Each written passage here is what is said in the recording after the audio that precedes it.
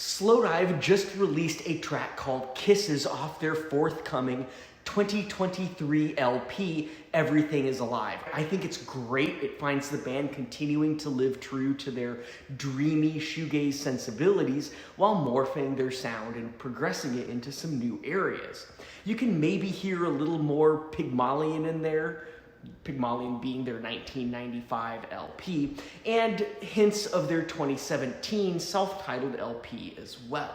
As I went down the Slowdive rabbit hole, it reminded me of this right here, this unofficial rare bootleg that I unearthed a while back. I'm not sure exactly where I picked it up, but all 13 variants are banned on Discogs due to the release's unofficial nature. It's called Yer Eyes.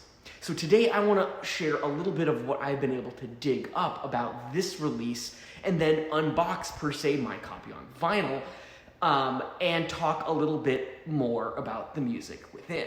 Let's start with the digging, and I'll begin with the label. All variations on Discogs, like all 13 that I mentioned before, are on something called Alti Philosophi Records out of Germany. This appears to be a bootleg label that has released stuff by, well, let's see, The Smiths, Morrissey, Susie and the Banshees, My Bloody Valentine, Swerve Driver. So it's been kind of rooted in the 80s and early 90s.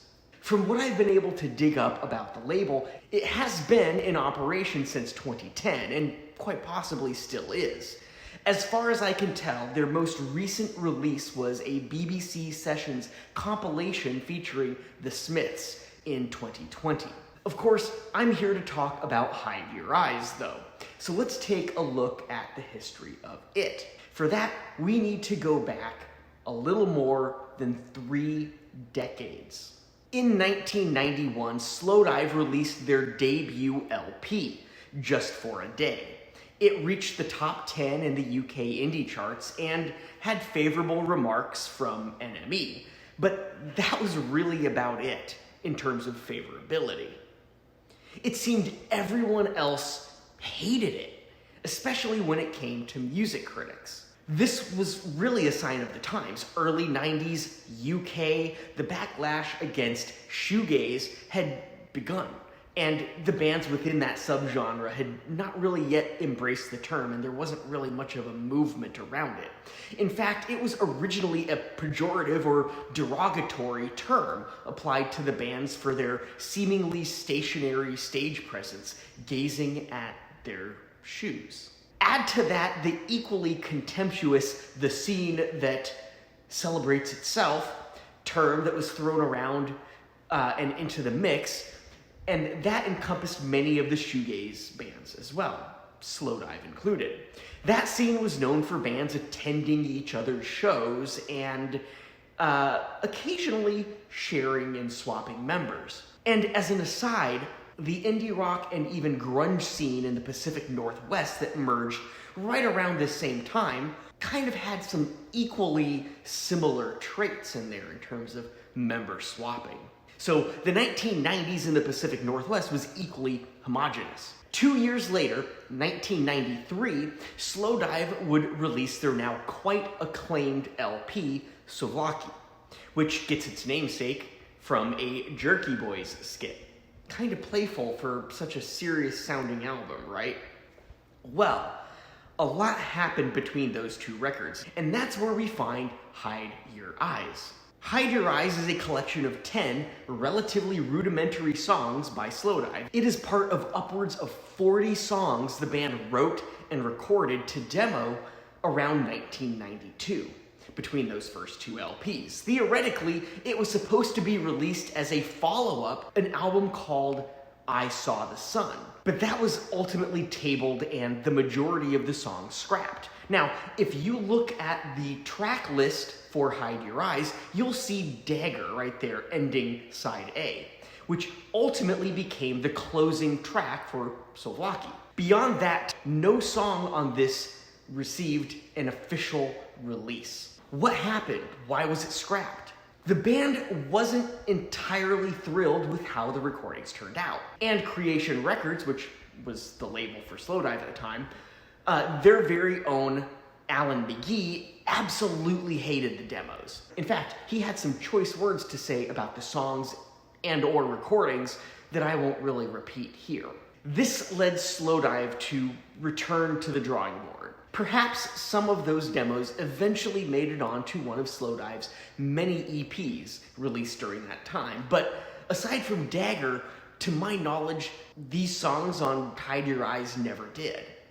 In a video by Stained Glass Stories here on YouTube that interviews Slowdive's Christian Savill about what they call the Souvlaki demos, Savill notes that there had been talk amongst the group about remastering and releasing some of the demos, but no one really knows where those original master tapes are.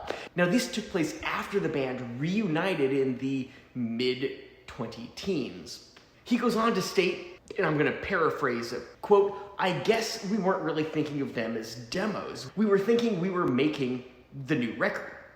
I guess because we had done so many songs in such a short period of time after that first album, and we had done a lot of touring. We were kind of feeling a bit of pressure. That first album wasn't really well received. We weren't really sure where we wanted to go with the new record. I think there was a lot of time spent recording, but not really knowing where we were going." End quote. People online have noted that the recordings are rough and they could use some cleanup if the masters could ever be found. A quick side-by-side comparison of Dagger here versus Dagger on Souvlaki, and it's blatant proof of just that. Still, for what might be considered as demos, some of these tracks are really, really solid.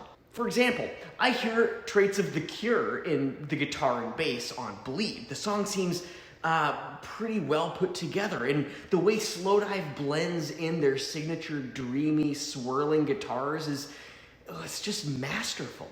And then there's Richard, which has given me some really strong Cocteau Twins vibes.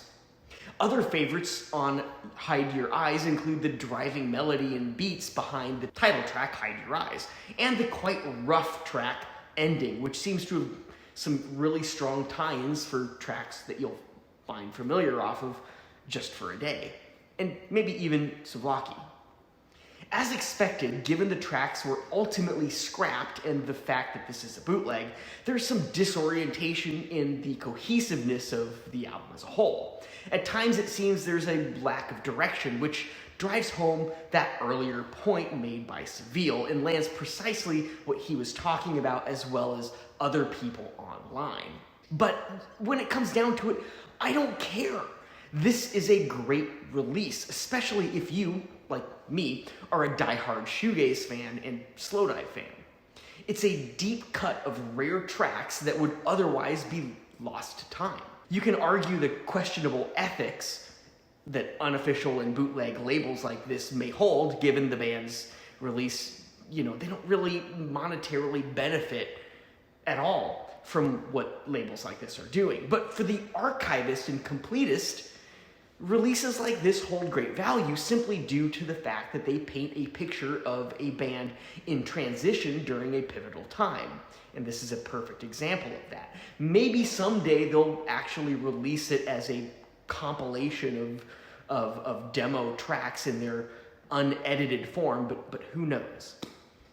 Were it not for this release, who knows if we would ever hear these lost songs? I say that with a little bit of a grain of salt because some of these tracks were played live back in 1992, and one person even noted that Sleep from this unofficial recording was played live as recently as 2022. So you never know if the band may come back and rework some of them. Let's take a look next at some variants that exist of Hide Your Eyes, as well as showing off my copy and what it all comes within.